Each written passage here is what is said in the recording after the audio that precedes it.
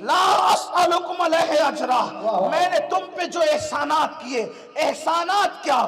تم نمک اور کافور میں فرق نہیں کر سکتے تھے، میں نے تمہیں خدا کی پہچان عطا کی، اس پر تم سے کچھ نہیں مانگتا، تم گمراہی کے دلدل میں تھے، میں نے آسمان ہدایت کا تارا بنایا، میں کچھ نہیں مانگتا، تم بیٹیوں کو زندہ دفن کرتے تھے، میں نے بیٹیوں کا باپ کہلانے میں تمہیں فخر کرنے والا بنایا، اس پر میں تم سے کوئی اجر نہیں مانگتا۔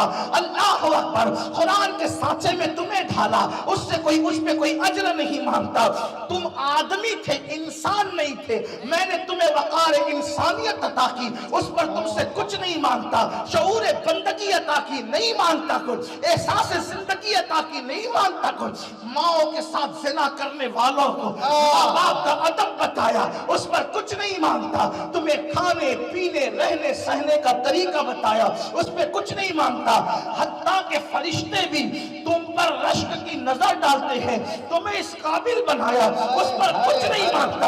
اللہ اکبر، مردوں کو مسیحا بنایا، اس پر کچھ نہیں مانگتا، جاہلوں کو عالم بنایا، اس پر کچھ نہیں مانگتا، میں نے تمہیں تہذیب دی، کچھ نہیں مانگتا، تمدن دیا، کچھ نہیں مانگتا، شعور دیا، کچھ نہیں مانگتا، احساس دیا، کچھ نہیں مانگتا، حتیٰ کہ جنت دی، کچھ نہیں مانگتا، میں نے تم سے کچھ نہیں مانگنا۔ پوری کائنات کے مومنین سے کہا جا رہا ہے، تمام مسلمین سے کہا جا رہا ہے، لا اجر، کوئی اجر نہیں مانگتا تم پر، میں تم سے کوئی اجر نہیں مانگتا۔ ہر نبی آ کر کہتے ہیں ان اجریہ الا علی اللہ، کہ میرا اجر تو میرے اللہ پر ہے، لیکن قربان اللہ محبوب سے کہہ رہا ہے، محبوب فرمائے، حبیب کہیں میں تم سے کچھ نہیں مانگتا، کچھ نہیں مانگتا، مجھ سے تم سے مجھے کچھ نہیں چاہیے، لیکن پھر کہا اللہ، اللہ، مگر، اللہ پر، اللہ بس، اللہ صرف، صرف اونلی، صرف بس، کچھ نہیں مانگ۔ اللہ، جب کلام بولا جا رہا ہو، گفتگو ہو رہی ہو اور ابھی جملہ جاری ہو، تو جب اللہ آتا، اللہ صرف، کچھ نہیں مانگتا، کچھ نہیں مانگتا۔ جیسے آپ کلمہ پڑھتے ہیں، لا الہ، کوئی خدا نہیں الا اللہ، سوا اللہ کے، صرف اللہ کے، خالص۔ تو کیا کہا؟ لا اسألکم علیہ اجرا، کچھ نہیں مانگتا، مجھے کچھ نہیں چاہیے تم سے، اللہ، کچھ، صرف کچھ چاہیے، مگر کچھ نہیں چاہیے، مگر کچھ چاہیے، اللہ، کچھ چاہیے، اور کچھ میں بھی صرف ایک ہی بات چاہیے، صرف ایک بات، الا المودہ، مجھے تم سے مودت چاہیے، مجھے تمہاری مودت مجھے نہیں چاہیے۔ کس کے ساتھ مودت؟ اور تم تو مجھ سے پیار کرو گے، تمہاری مجبوری ہے، کیوں؟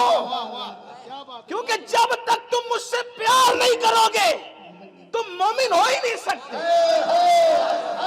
مومن ہونے کے لیے تو تمہیں مجھے چاہنا پڑے گا، مومن ہونے کے لیے مجھے پیار کرنا پڑے گا، کیونکہ کہہ چکے لا یؤمن احدکم حتی اکون احب الیہ من والدہ وولدہ والناس اجمعین، تمہارے باپ سے زیادہ، تمہاری ماں سے زیادہ، تمہاری اولاد سے زیادہ، ایک مقام پہ فرمایا تمہاری جان سے زیادہ، جب تک مجھ سے پیار نہیں کرو گے مومن نہیں ہو۔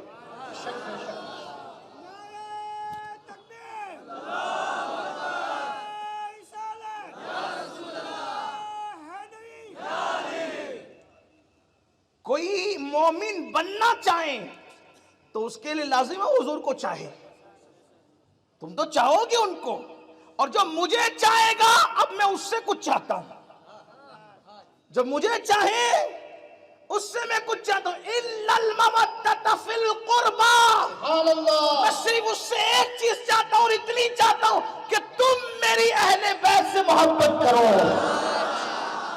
میری اہل بیت سے محبت کرو. پھر یہ تو قرآن میں کہلوا دیا کہ اہل بیت سے محبت کرو. اس کے بعد اچھا جب یہ نہیں کہا کہ محبت کرو بلکہ کیا کہا؟ مودت. محبت اور مودت میں فرق ہے. دوست سے محبت کرتا ہے, دوست سے محبت کرتا ہے, لیکن وہ کبھی دوست کے بغیر رہ بھی لیتا ہے. شوہر بیوی سے محبت کرتا ہے, بیوی کے بغیر رہ بھی لیتا ہے. اگر نہیں رہ لیتے تو اتنا بڑا مجمع کیوں ہوتا؟ نہ اسٹیج پہ ہوتا نہ پبلک پہ ہوتا. بھئی جس کے بغیر رہ سکتے تبھی تو یہاں موجود ہے. ٹھیک, اگرچہ کم رہتے مگر رہ تو لیتے ہیں. یہ ہے محبت. اسی طریقے سے اللہ اکبر, انسان پانی کے بغیر رہ لے, محبت پانی سے رہ سکتا ہے. کھانے کے بغیر رہ لے, محبت ہے, رہ سکتا ہے. لیکن سانس کے بغیر انسان نہیں رہ سکتا. اسی لیے انسان اپنی سانسوں سے محبت نہیں کرتا بلکہ مودت کرتا ہے. کیوں؟ اس کے بغیر ایک لمحہ نہیں رہ سکتا. اسی طرح مچھلی پانی سے محبت نہیں کرتی بلکہ مودت کرتی ہے, اس کے بغیر رہتی نہیں. اگر مچھلی کو پانی سے نکالا جائے اور مخمل کی چادر پہ رکھ دیا جائے وہ تڑپنے لگے گی. وہ یہ نہیں دیکھے گی عالم کی گود ہے, وہ یہ نہیں دیکھے گی سید کی گود ہے, وہ یہ نہیں دیکھے گی جید کی گود ہے, وہ یہ نہیں دیکھے گی خطیب کی گود ہے. اس کو کچھ نہیں چاہیے, اس کو صرف پانی چاہیے. وہ پانی کے بغیر رہ نہیں سکتی کیونکہ اس کو پانی سے محبت نہیں مودت ہے. محبت کے والا جس سے محبت کرتا ہے اس کے بغیر رہ سکتا ہے, لیکن مودت والا جس سے مودت کرتا ہے اس کے بغیر رہتا نہیں, تڑپتا ہے. اسی لیے لوگ کہتے ہیں مچھلی پانی کے بغیر نہیں رہتی, مچھلی کو پانی چاہیے. اگر زندہ ہے تو پانی چاہیے, مر گئی ہے کاٹ دیا ہے, گلا دیا ہے, پکا لیا ہے, دانتوں تلے چبا چبا کے کھا لیا ہے, اس کے بعد بھی کسی ڈش کے کھانے پہ اتنی پیاس نہیں لگتی جتنی مچھلی کے کھانے پہ پیاس لگتی ہے. تو یہ مچھلی کے کھانے کے بعد پیاس کیوں لگتی ہے؟ مچھلی کہہ رہی ہے مار تو دیا, جلا تو دیا, چبا تو لیا, پیٹ میں ڈال تو لیا, لیکن مجھ سے میرے پانی کا رشتہ تو توڑ نہیں سکتا. قرآن کہتا ہے اہل بیت سے محبت کرو, یعنی جیتے جی بھی ان کے بغیر نہیں رہ سکتے, اور مرنے کے بعد بھی اگر کوئی جلا دے, اگر کوئی خاک بنا دے, اگر ہوا میں اڑا دے تو جیسے مچھلی جل کر بھی چب کر بھی پیٹ میں جا کر بھی پانی کے بغیر نہیں رہتی, ویسے مومن اہل بیت کے بغیر نہیں.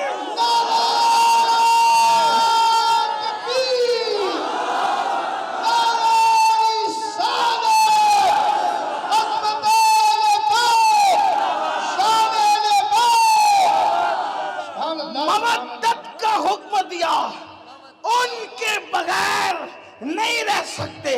اب آپ کو حیرت ہوگی جب ان کے بغیر رہ نہیں سکتے اسی لیے حضور رہے مدینے میں, لیکن اپنی نسل کو پھیلا دیا پوری کائنات میں, کیونکہ جانتے تھے مومن ان کے بغیر نہیں رہیں گے. اس لیے آج مومنوں کا کوئی محلہ ایسا نہیں جہاں نبی کے شہزادوں کا وجود. محبت کا حکم دیا تو پہنچا بھی دیا. لوگ کہتے ہیں کہ کنواں کے پاس پیاسا آتا ہے, کہ وہ کنویں ہوں گے جہاں پیاسے جاتے ہیں, لیکن بادل تو ضرورت مندوں پر برسنے کے لیے جاتا ہے. یہاں کنویں والا میٹر نہیں, یہاں تو بادل والا معاملہ ہے. اور کنویں سے ضرورت مند لیتا ہے, بادل تو ضرورت والے پر بھی برستا ہے, جس کو ضرورت نہ اس پر بھی برستا ہے.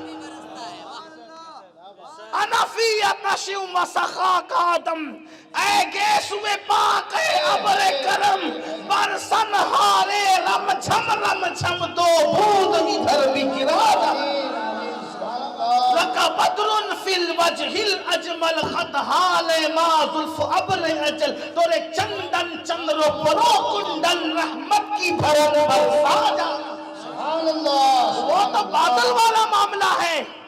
اپنی اولاد کو بھیجا بغداد میں غوث العظم دستگیر کو، اجمیر مقدس میں غریب نواز کو، محرینہ میں شاہ برکت اللہ کو، وارث پاک کو دیوا میں، صابر پاک کو کلیر میں، اللہ اکبر، گجرات احمد آباد میں سید وجیہ الدین علوی گجراتی کو، شاہ عالم بخاری کو، قطب عالم بخاری کو، اللہ اکبر. کون سا ایسا خطہ ہے جہاں نبی کے شہزادگان موجود نہیں؟ تو حکم ہوا ان سے محبت کرنا، ان سے محبت کرنا. پھر فرمایا کہ میرے بعد میری اہل بیت کے بارے میں تم ضرور آزمائے جاؤ گے.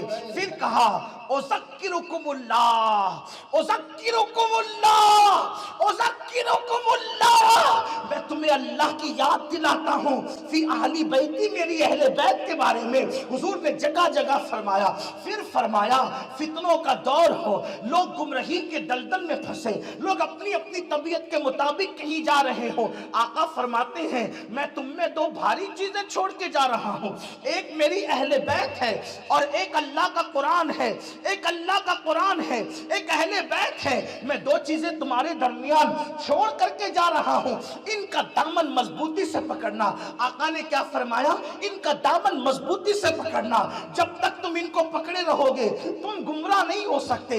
یعنی قرآن اور دامن اہل بیت جب تک تمہارے ہاتھوں میں ہوگا اس وقت تک کہ تم گمراہ نہیں ہو سکتے. مجھے حیرت ہے، اللہ کے رسول صلی اللہ علیہ وآلہ وسلم یہ بھی فرما سکتے تھے کہ ایسا کر لو گمراہ نہیں ہوں گے، ویسا کر لو گمراہ نہیں ہوں گے، لیکن کیا فرمایا؟